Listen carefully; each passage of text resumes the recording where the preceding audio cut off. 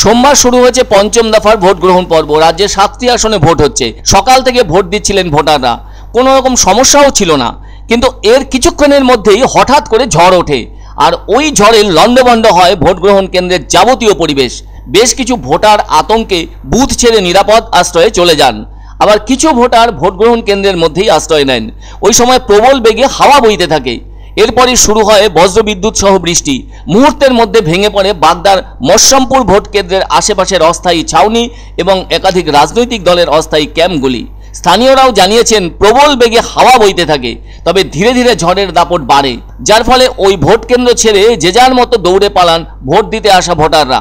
এমন কাণ্ড লক্ষ্য করা যায় গাইঘাটার ঝাউডাঙ্গা গ্রাম পঞ্চায়েতের আংরাইলের 217 নম্বর বুথে।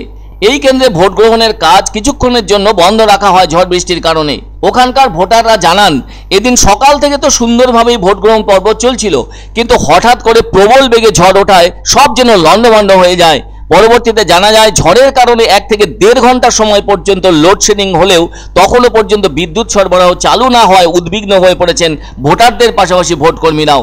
এমন অবস্থায় ঘটনাস্থলে চলে আসেন তৃণমূল প্রার্থী বিশ্বজিৎ দাসও। এই লোকসভার অন্তর্গত কল্যাণীতেও এদিন বেলার দিকে ঝেঁপে বৃষ্টি নামতে দেখা যায়। অন্যদিকে বৃষ্টি নেমেছে হাওড়াতেও।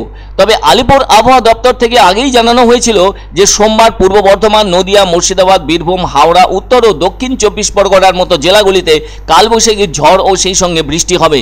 এদিন বৃষ্টি থাকলেও প্রতি ঘন্টায় 60 কিলোমিটার বেগে দমকা ঝোড়ো হাওয়া বয়ে যাওয়ার সম্ভাবনা রয়েছে। আর সেই পূর্বাভাসের ব্যাপারে হাতে নাতে প্রমাণ মিলে গেল। তবে শুধু জেলাগুলিতেই নয়, কলকাতাতেও তার প্রমাণ পাওয়া গেছে। তবে বজ্রবিদ্যুৎ সহ বৃষ্টির পাশাপাশি ঘন্টায় 30 থেকে 40 কিলোমিটার বেগে হাওয়া লক্ষ্য করা যায়। চলতি সপ্তাহের বুধবার পর্যন্ত এ ধরনের ঝড় বৃষ্টির প্রভাব থাকছে বলে জানা গেছে। আসলে পঞ্চম দফার নির্বাচনে এমনটা যে ঘটতে পারে সেটার আভাস কিন্তু আবহাওয়া দপ্তর আগেই দিয়েছিল। এদিকে বিদ্যুৎ সংযোগ না আসা পর্যন্ত ভোট গ্রহণ প্রক্রিয়া বন্ধ থাকে ওই কেন্দ্রে। তবে এদিন প্রাকৃতিক পরিবেশ খারাপ হয়ে উঠলেও বেলা 11টা পর্যন্ত পশ্চিমবঙ্গে ভোট পড়েছে 32.70%। বলা যায় এই ভোটের হার এখনো পর্যন্ত সারা দেশের মধ্যে ওই সময়ে সবচেয়ে বেশি। জানা গেছে প্রথম ঘন্টায় সবচেয়ে বেশি ভোটদান হয়েছে উলুবেড়িয়ায়, যা কিনা 33.98%।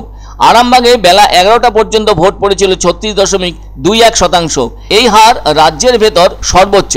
এদিকে বেলা 11টা পর্যন্ত ভোট পড়েছিল বনগাঁয় 31.81%, ব্যারাকপুরে 29.99%, হাওড়ায় 30.89%, শ্রীরামপুরে 31.74% এবং হুগলিতে পড়েছিল 33.78%। রাজ্যে 7টি আসনে সর্বমোট 88 জন প্রার্থীর ভাগ্য পরীক্ষা শুরু হয়েছে নির্বাচক মণ্ডলীর মাধ্যমে। তবে ভোট পঞ্চমীতে ঝড় বৃষ্টি হয়ে কিছুটা সময় ভোটদান প্রক্রিয়া থমকেছিল কয়েকটি বুথে। তাছাড়া এটা তো প্রকৃতির ব্যাপার, বিষয়টা মানুষের হাতে নেই। সে যাই হোক না কেন, ভোট উৎসবে সামিল প্রাপ্তবয়স্ক গণদেবতারাও।